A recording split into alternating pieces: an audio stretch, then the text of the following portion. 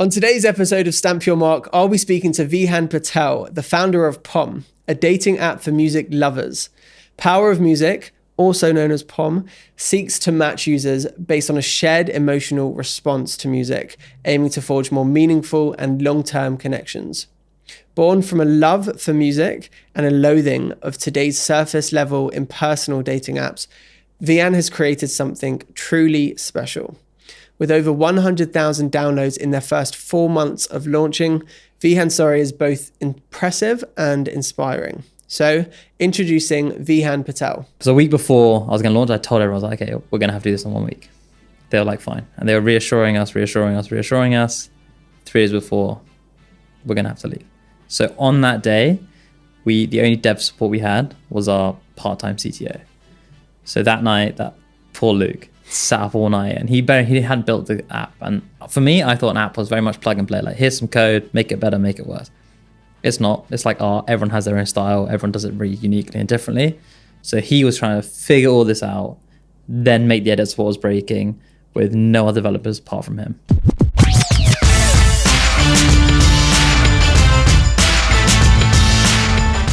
Vihan Patel, how are you, my friend? I'm very well, man. How are you? I'm also very well. It's a pleasure to see you here. We've spoken before over WhatsApp and video calls, and now we've finally met in the flesh for the first time.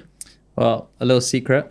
I was actually a fan of yours before we kind of got in contact. No. I don't think I've told you this, but I used to watch back in the day, your YouTube videos. Wow. Yeah. No way. Yeah. I didn't know that. That's mad. When was that? Were you at uni at the same time? No, I was younger. So this may be but just before first year of uni. Mm-hmm. But I wasn't contemplating starting a YouTube channel, but it was a bit of a different path that, you were vlogging, you were doing all this stuff. And I was like, interesting. So I followed you and I was watching you there. And then as I went to university, I did all like boring stuff. And then I kind of got back into entrepreneurship. And then we kind of met again on LinkedIn. And this time we actually chatted. Love that. The power of personal brand. Exactly. Love it. There's so much shite on my YouTube channel, which I'm really upset about because I just churned out videos and I liked them at the time, but I've had to blanket private all of them until I can go back individually one by one and say, yep, that's okay for me to upload, which is a big shame, but love the fact that you used to watch them. That's great to hear. I didn't know that. So could you give yourself an intro for our audience? Sure. So yeah, my name is Vihan Patel. I'm 23-year-old founder of POM, a dating app based around connecting people via the power of music. Nice. It's exciting. Well, I'd like to get more into that. Before I do, I'm going to take this sticker, Power of Music, the dating app for music lovers that you very kindly brought with you. I'm going to stick it right on my laptop. That's perfect. So I've stuck on my laptop now, which I'm very excited about. I like collecting stickers. Right, but I'm going to continue to blab on a load of rubbish, but let's get into the juice before I do that. So what's your story with regards to entrepreneurship, being a young entrepreneur and so on? So I guess my first sort of brand or company, you could say, was back in 2016, I want to say. I launched a clothing brand, as I'm sure quite a few people have. The inspiration behind it was that I wanted a t-shirt that just had a logo right down the middle, but I just couldn't find anything. They all have them off center or to the right or to the left. No one really had it in the center. I never knew why. So I started a company called Maverick. This was before Logan Paul, just to put that on the record. I was thinking that he's like tried to now own that as a brand. Yeah. I was wondering who came first. No, I was the original, and I think inspired him into kind of getting there. But essentially, yeah, so it was called Maverick of London, and it just did a few very, very basic, like my clothing typically tends to be sort of blacks, whites, very simple. So that's kind of what I wanted to do. And I finally got that t-shirt with Maverick across the middle, really small. And then I figured out why no one else does it. And it's because if you embroider on the center, it compresses the t-shirt. So I had like a permanent cleavage every time I was kind of walking around. Right. And then I was like, that's why they don't do it. But that was my first sort of company. But I think it was more of like an ego thing, because you're kind of at school, it's kind of fun to save a company, but it wasn't really a company. Like, I was barely covering my costs. I didn't know what I was doing. But that kind of got me interested into it. And then when I left school, I started a events company in Cardiff where I went to university. Sort of first day I got there, I was kind of looking at the freshers' nights, and I was just like, this is awful. Like it's all like Prism, nothing wrong with Prism, but it was all like these very, very generic club nights. And because I was from the Southeast, I went out in London quite a lot. I was used to more sort of niche tailored parties. But in Cardiff, there's one events company that just dominates, and they just put, I think they had like the Chuckle Brothers come and like a meet and greet in Freshers Week. And I was like, I mean, it's not a bad thing to go meet, but like, you know what I mean? Like, it wasn't like a great sort of music experience. So then I kind of decided just to start an events company. I was like, you know, what can happen? Rented a club, didn't really know much at the time, got my roommate to DJ. And yeah, from there it kind of built up, and I was like, this is really fun. Getting paid to party with your friends. What more could you really want? Scaled that up across my 3 years in Cardiff. At its peak, I was doing like 2-3 events a week in Cardiff. And then what I was doing is I was getting my my uni friends to promote for me. And I thought, if I can do this in Cardiff, I can surely do this at my school friends' universities, you know, across the country. So then I started my second year at university. I went to sort of Edinburgh, Leeds, Newcastle, Exeter, even in London. I used their friend networks to then promote my events. So I kind of had like quite a few events going on in multiple cities, which was really fun. I was traveling a lot, seeing all my school friends and my uni friends, but not really paying much attention to my degree. But I was like, this is what I want to do. This is my career.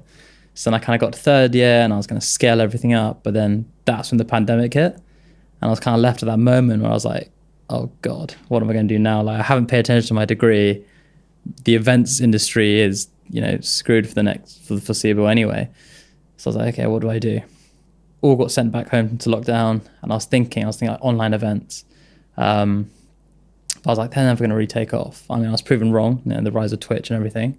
But one thing that always stuck to me with the events is that I started in one genre, so techno, and then I branched out to hip hop or disco or garage or whatever it may be.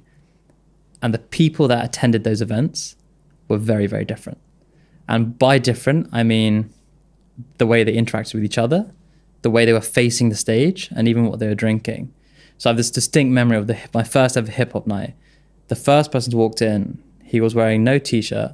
He was just wearing a long fur coat, and you know, he had no hair, and he was just like with glasses on. I was like, okay, this is gonna be a very different event compared to like the techno events. Everyone's in black t-shirts, and everyone's always looking at the DJ. Hip hop events, everyone's with their friends, like dancing together, like hyping each other up.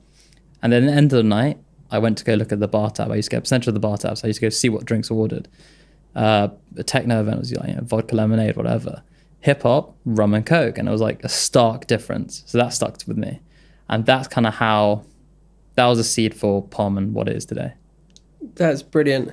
And so before I ask more questions about POM, you talk about these different businesses that you set up almost quite nonchalantly, as if, I thought about doing this and I had to have a clothing brand, so I did it. And then, I thought, you know, I could make these uni nights and make them better, so I did it. But where did that come from? Because there's a level of drive and also ambition and initiative that comes with doing those things at such a young age. I mean, initially, very, very initially, I used to get an allowance throughout school. It's like £10 a week. And one day, I think I saw when Martin Garrix dropped track Animals, I was like, okay, I want to be a DJ. So I went on Amazon and looked at DJ decks, and I couldn't afford it. They were like £150, which at the time was like so much money for me. And it still was quite a lot, but you know what I mean? Like, it was like unachievable money. So I go to my parents and like, Mum, Dad, I'm going to be a DJ. Can you get me some decks? And they were like, no. Because they knew that I was going to be a DJ, and they knew that was a really stupid idea when I was like 12, whatever. So then that kind of seeded the thing, okay, I need to find a way to buy these DJ decks. So then everything I did, like I tried the classic selling sweets at school. Then the teachers confiscated that. And then that's kind of, I don't want to say financial independence. I think it was very motivated by, I just want to do my own thing and be able to do stuff that I want to do. I don't want to have to rely on someone else to tell me that I can do something. Mm-hmm. So I think that's kind of what was the motivation. And did you feel cool when you were doing those things?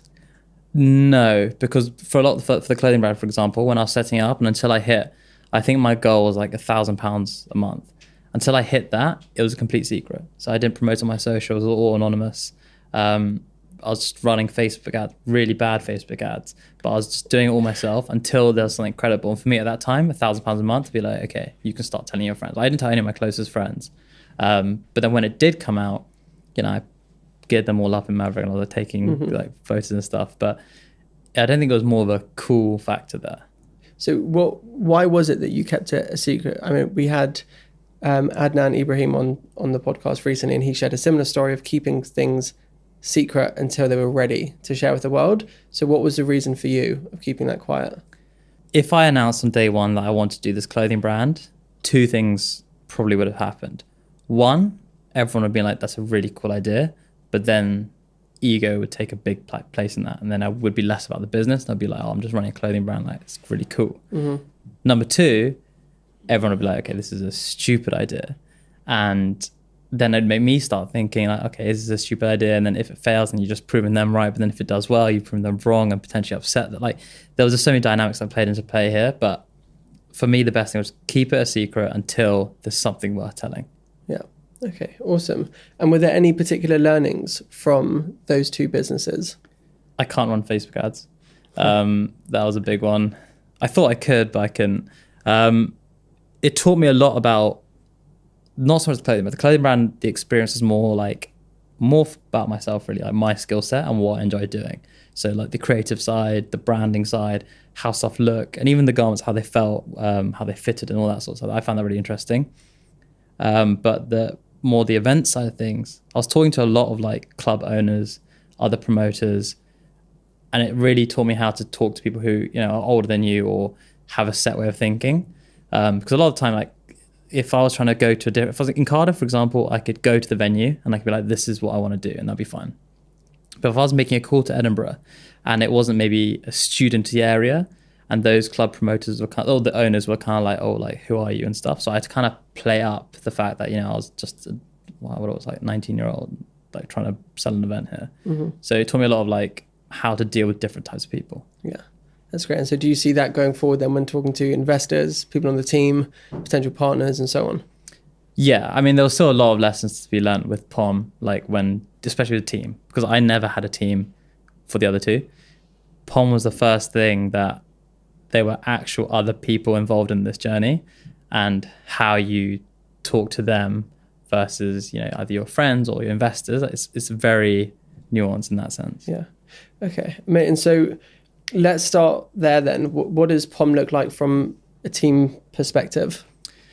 So POM is currently a team of 9. We have 5 developers, Basil, Joe, Luke, Keith.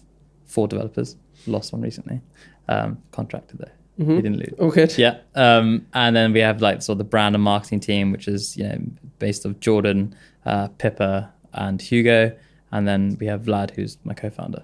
And what's that experience been like, building a team of people who are all kind of really emotionally invested in the shared mission, in building an app, in doing the marketing, the whole shebang, versus the other 2 businesses that you started?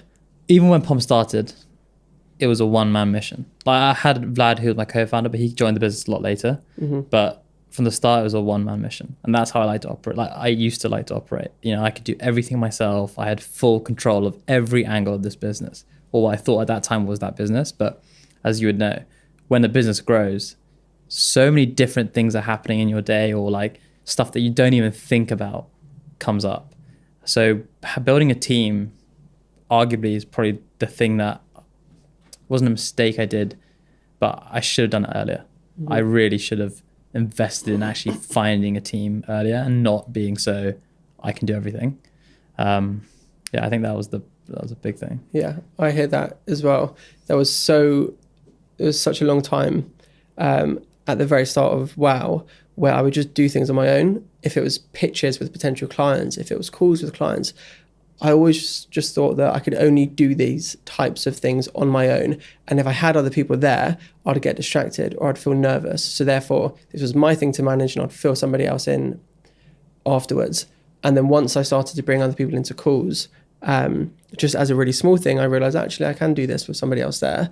And actually that saves an email afterwards, and any confusion about, updating them with all things for that client, and it helps a lot. Yeah, I think a team is super important, because that's like, obviously your company, your vision, which is great. You just like, explain your vision. You make sure your team understands that. But at the end of the day, they're the ones executing it. They're the ones who are, like for us, they're the ones doing our marketing campaigns. Mm-hmm. They're the ones getting in touch with our partnerships. Like, it's them. So I always think this now, but probably my main job, apart from like raising money or whatever, recruitment. I'm a full-time recruiter. And that's all. I think that's a good sign. You want the best people. Mm-hmm. Has it been easy for you to let go of things? No. As I was saying just before we started, we've had 5 rebrands. And wow.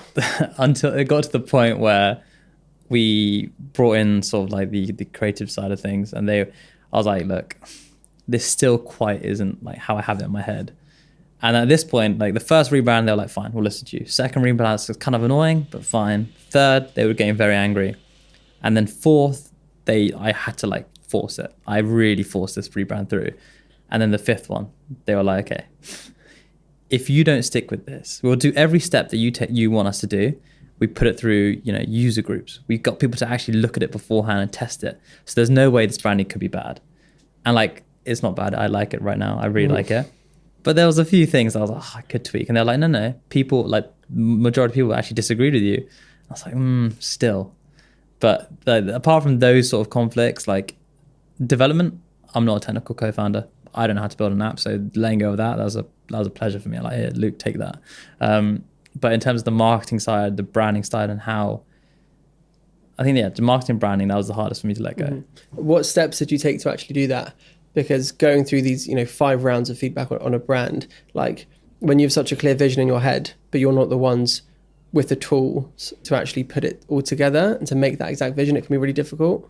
It was a point where I can't remember who said this to me, maybe my dad, where he was just like, you've brought these people in because they're better than you to do this specific thing. So if they're telling you something, 9 times out of 10, unless it's like a major thing that only you would know, they're going to be right. And then he was like, especially because you've had user testing on it. Like, people have come in, seen your option, seen the other option, and they voted with the other option.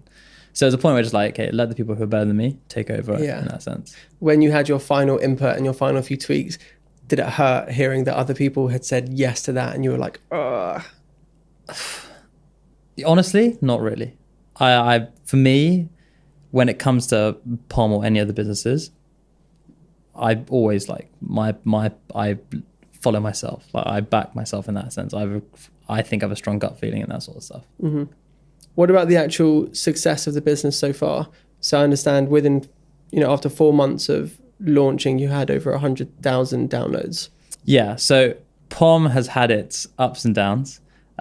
We had a fantastic sort of pre-launch campaign where, we had a target of 25,000 signups, and that was meant to last us over 5 months while the development was getting finalized. Achieved that in 3 months. So we just kept extending it.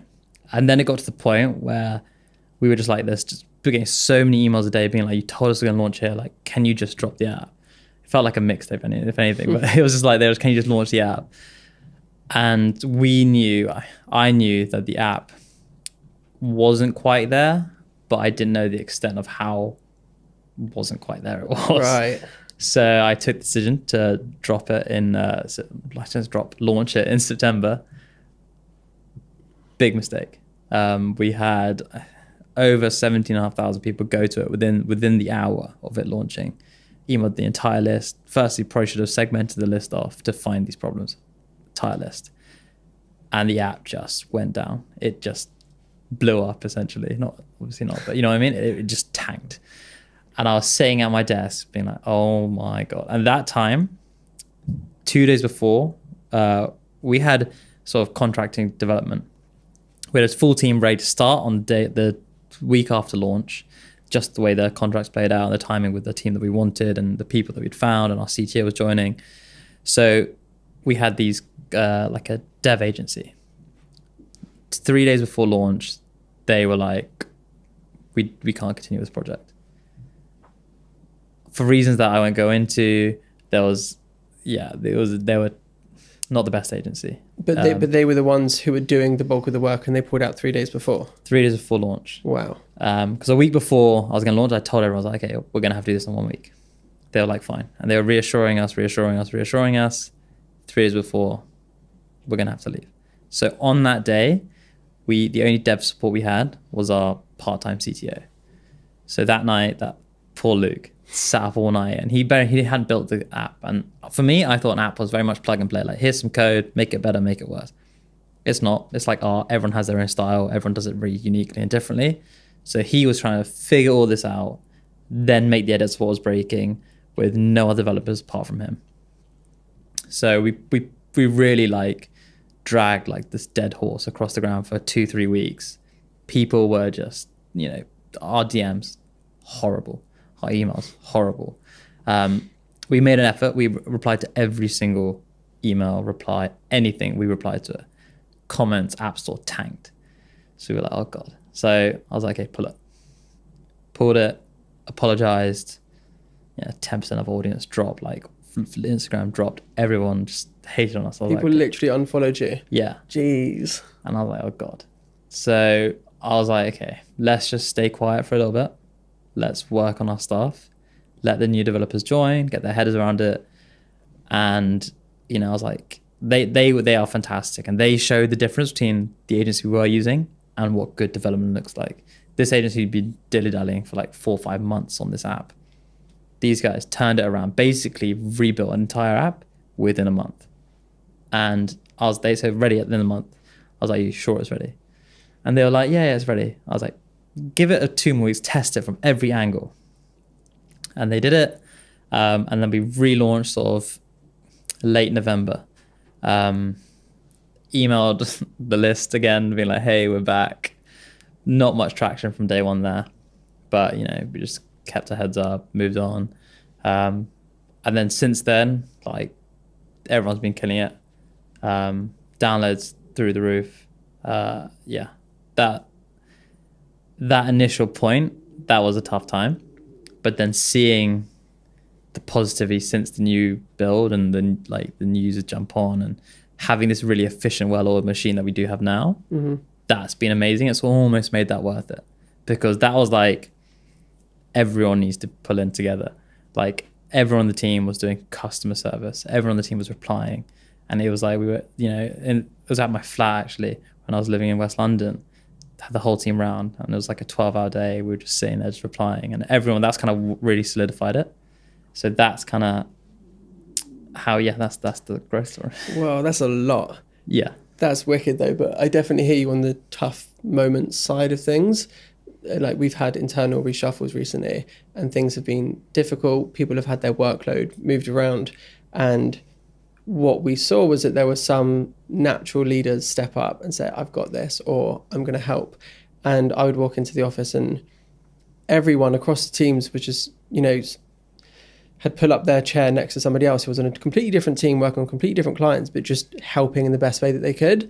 And it was just such a nice, almost overwhelmingly positive feeling. And it sounds like it was like that to an extreme, especially on that specific 12-hour day.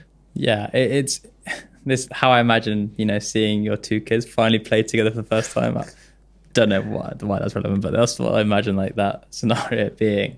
But yeah, that you must like a very proud moment, I assume. Yeah, absolutely. But one thing I do is now I caveat every new hire, from developer to marketing to graphic designer, being like, look, this is your role on paper. But there will be times where we're probably going to need you to input on UI design. There's probably going to be times where you're going to need to, get involved with some PR.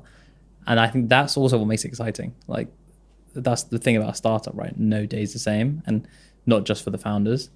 Obviously, people need to know what they're doing every day in terms of their actual job role, but everyone likes to get involved in everything. And I think that's a really good sort of culture that we built. Agreed. I think it's great to have that call before you actually hire someone, or in the early days, and just be honest and like, look, there have been shit shows before and there will be more. That's just how it works. Here's some examples of the highs, here's some examples of the lows. Does this still sound exciting? Yeah, there's no hiding in the startup. Even when they join, that you can't hide anything. So from day one, you just got to be fully transparent. And Yeah. I think people appreciate that. And, you know, we've had our fair share of mistakes in terms of hiring and stuff, but now I think we've cracked the sauce. Mm-hmm. When you do screw up, and when it's a screw up that you think is like yours to own, what does that look like logistically? Do you get an all hands meeting together, or have a chat with everyone when they're in the office and stand up and say, hey guys, got some bad news, we'll get through it, but here it is? Like, what does that look like for you? So for me, ultimate transparency is the thing that works best for us at POM. Could be different with other companies, but for us, if there's something not right, or if it's something that I've done personally, a big part of our culture is take responsibility. It's worse not take responsibility. Everyone takes their responsibility, and everyone's done it correctly. I mean, most of the screw ups, they're by me, and I take that responsibility, but then I get everyone on a call, or everyone in the office, and then we just sit there together, order some delivery, and try and solve it. It sounds really nice. Also, the fact that you're personally okay with failing and then having to share that with the team, there's a level of comfort and psychological safety that you will have as the founder, which I think is informed by the people you brought in to work on this with you, which I think is really nice. Another interesting point about our team is that I've approached it as almost like treat them like friends.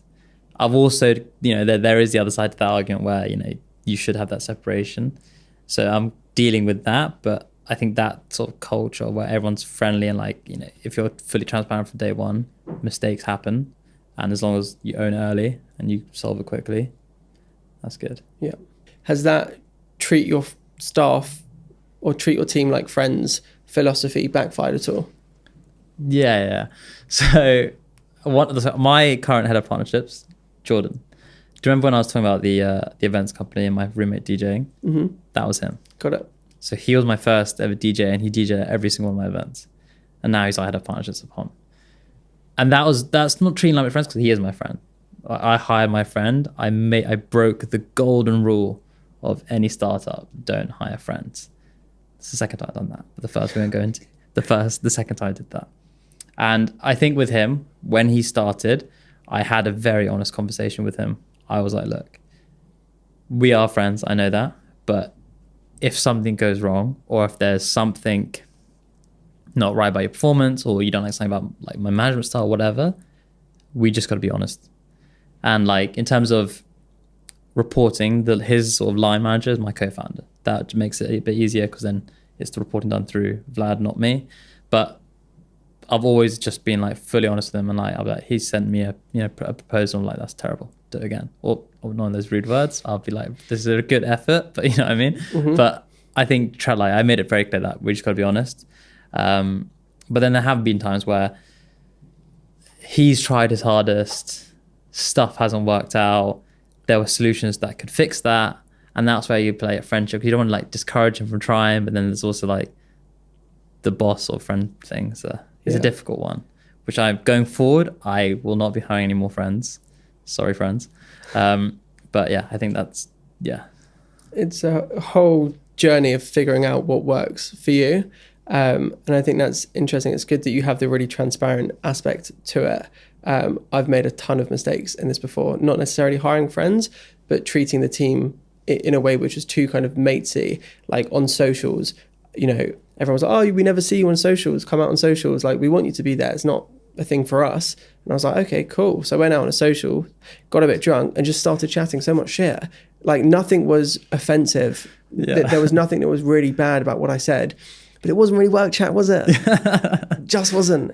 And so it's cool, well, if I'm going to have those kind of conversations with my mates on a Saturday night when I'm absolutely just really drunk, then fine. But it's not really the vibe to have those conversations with your team, I think.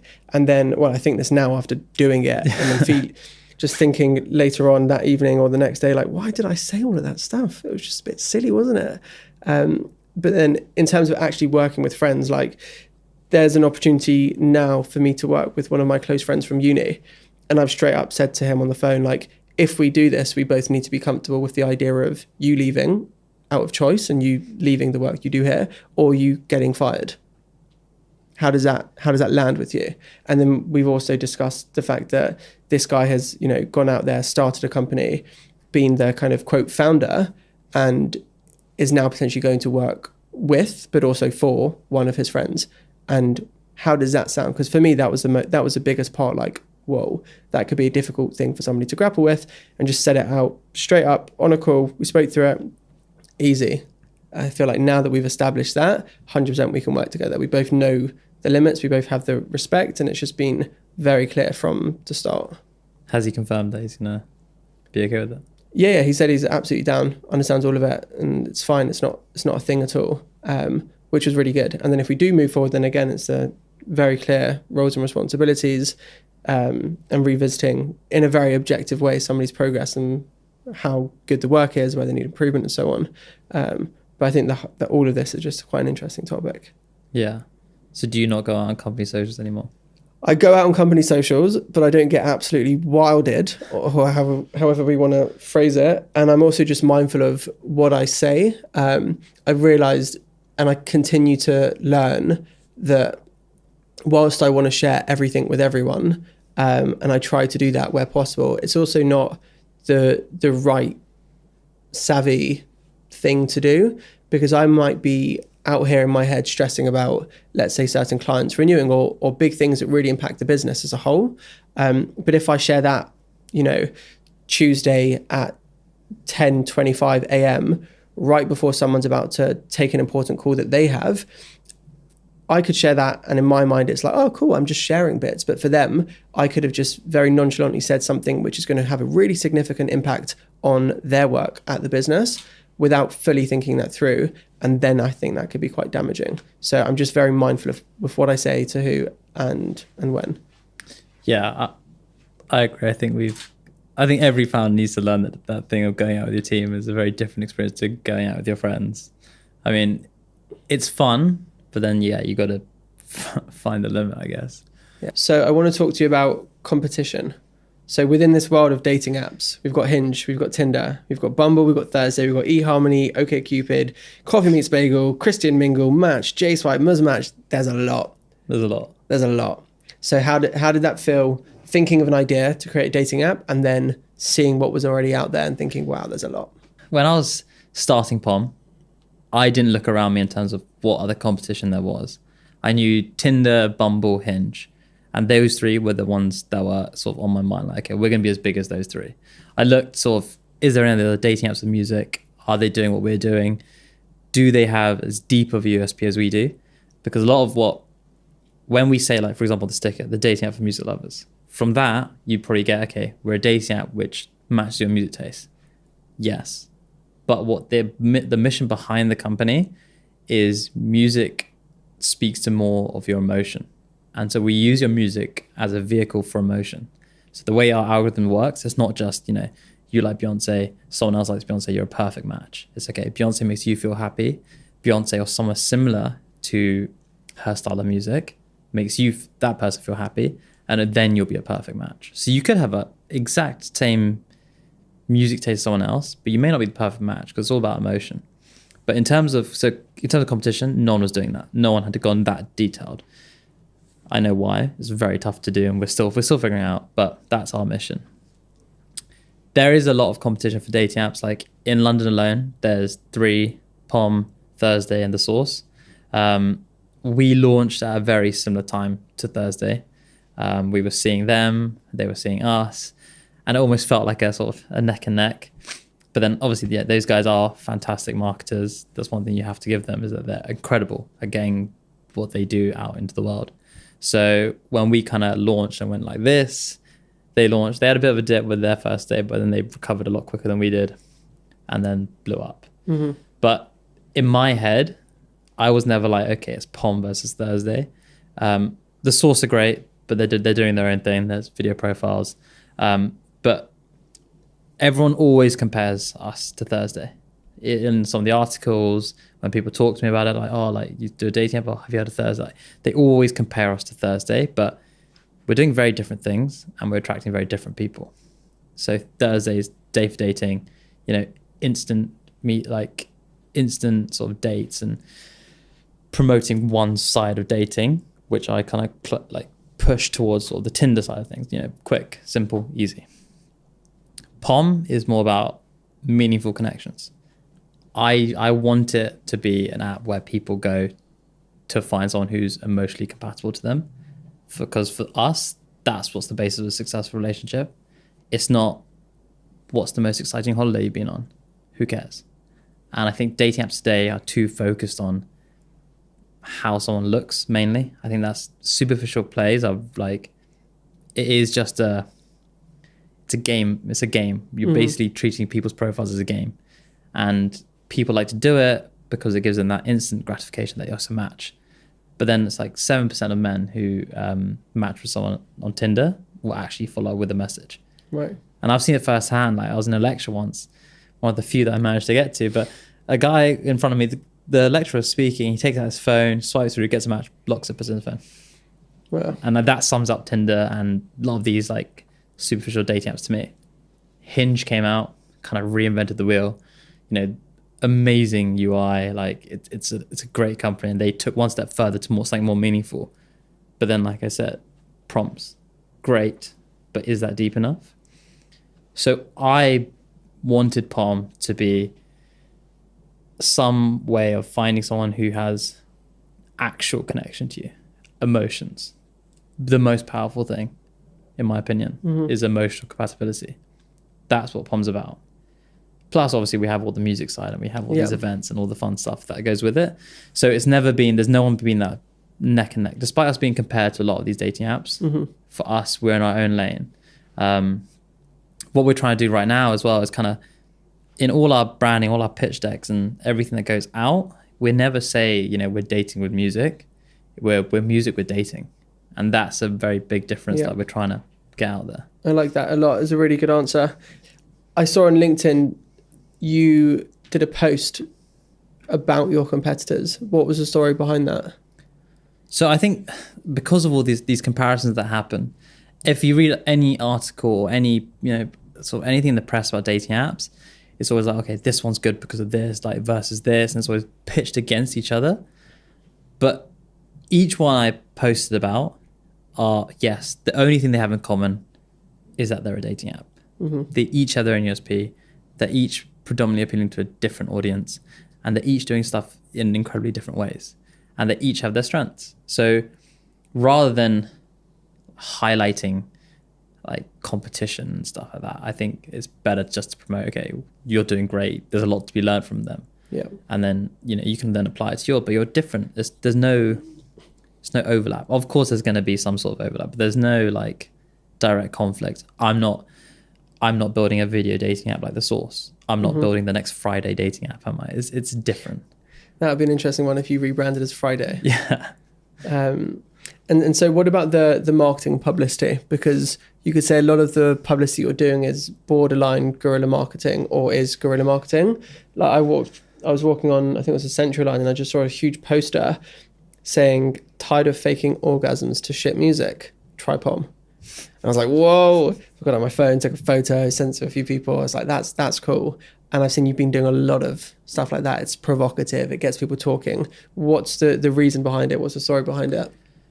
So with specific to guerrilla marketing, as I was saying, inspiration, back to Thursday, they do a great job. Like everyone on LinkedIn, someone somehow has mentioned Thursday in their cardboard signs. So obviously you look at that and okay, that's getting them a lot of attention. And like, for example, the way that we get users is, 3 predominant channels: organic, paid, and PR. Paid's a very steady stream. Like for anyone watching this, paid media is not going to be the answer to how you get your users or customers. That's just your consistent. That's what you model against. The things that you need are spikes of activity. So like a guerrilla marketing stunt, we do them. We tried it out because we saw this. So we're like, hey, let's give it a go. We did it. And we put it on Instagram, put it on LinkedIn, boosted a few of it, spike.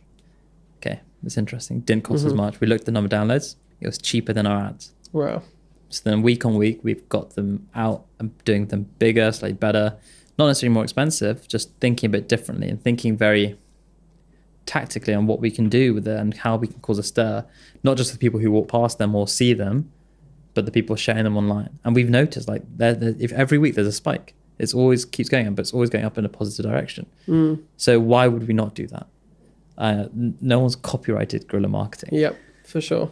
I think it's really interesting. So there's a very clear strategic and financial value. It's not just a load of fun or ego of, oh, why don't we try this fun thing and make loads of noise? But you've tried it and it's working. It's also a lot of fun. Like Valentine's Day, we hired a bright pink Hummer limo, and on one side it was spray painted "Send playlist, not nudes." On the other side it was playlist "Tired of faking words and shit music." Got it. We drove through central London, and bearing in mind we started at like 10 a.m. because we wanted to get either side of lunch at a rush.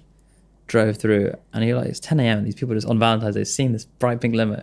The amount of photos, tags, shares, stories, that day of downloads was one of the highest we've ever had. People just loved it. Granted, there were a few times we're driving past, and there's like little children were like, oh God, like put the window up, like you don't want to be in there. And then like I was shouting with the megaphone saying, Happy Valentine's Day, London, like download POM. We were giving out roses. And then it was like maybe like 2 p.m. and because we had a drink sponsor the limo, so we were just like 2 p.m. and I was like, kind of drunk, aren't we? And I was like, probably not the best, but it was really fun, caused a lot of attention, and I think that almost kind of, we've done loads of them before. That was the one that I think people got us talked about. Investors, people from the States, loved it. That's wicked. And there's a wider point here of the tone of voice of POM generally. One of your Instagram, the design said the new zaddy of dating. What does that mean? So zaddy is like a Gen Z term, or I say Gen Z, it's a TikTok term. It's a TikTok term of, it's like people, they say daddy. A zaddy is like a younger, there's no age limit actually. It's like a ageless, handsome man. Right. That wasn't my caption, that was Pippa. It was great. I saw it and I was like, yeah, I mean, I get that. I just wanted to hear your thoughts on that. But I was like, that's perfect. Like they're being so clear with their tone of voice. They're being so intentional with every caption, with every word they use. They know who they're appealing to. And it's not, 50-year-old Dave. It's not, they don't care about you, Dave. Sorry. Like there are other apps and that's not the audience. You say that. Oh, Dave, we still value Dave. Right now, because we launched very neutral. A mistake, maybe, but a blessing as well. Because neutral, by appealing to everyone, you appeal to no one. But we tried it. And we saw very obvious pockets of where the app's USP picked up. There were a few demographics. Strongest by far was the Gen Z audience. So that's where we've tailored it to. But at the end of the day, music's universal. Everyone loves music. Everyone has their soundtrack. So just because our tone of voice is geared towards Gen Zers, younger people, it doesn't mean there's no opportunity to explore slightly older demographics as well. Yeah. So this podcast is called Stamp Your Mark. It's about the mark that entrepreneurs are leaving on the world. It's about the legacy that they leave behind. If I were to say what is the mark that you're trying to leave behind, what would come to mind? I think for me, it's very different to the POM and the music side of things. For me, I think there's a problem. It's a bit of a tangent. There's a problem with education. I don't think entrepreneurship is not taught, but encouraged enough. And for me at university or school, I would love if there was just some opportunity to, go there and be like, okay, this is like, okay, you don't have to go to this university. You don't have to get that job. You don't have to end up here in 40 years. You don't have to live. It's very much, you're funneled in this direction. Anywhere out of this funnel, it's almost like you're a bit different. Nothing wrong with being different, looking at the other side now. But I think if there was something I want to do, I really want to kind of change somehow get involved in education and really like gear it towards not even just entrepreneurship, just different. Yeah. You can do anything. Don't like kind of be boxed up. That'd be a great legacy to have. And even though you say it's different, education, dating apps, the point is that you will be a role model to a lot of people who are at school, they'll hear your story about how you started businesses at school and then at uni and then have built this app and this business as a young person. And that in and of itself will be enough to challenge themselves and their way of thinking. So do they need to accept that it goes school, internship, uni, corporate for the rest of your life? Or could they see somebody else who's young like them, who's gone a different path, respect that, and then think I could do that too? So I think it's a great thing to aspire towards. Yeah, I something needs to be done. I don't know how I'm going to do it, but that's kind of like a end goal that I'm working towards. Brilliant. Love that. That was my final question. Thank you so much for coming onto the podcast. It's been wonderful. Thank you for having me.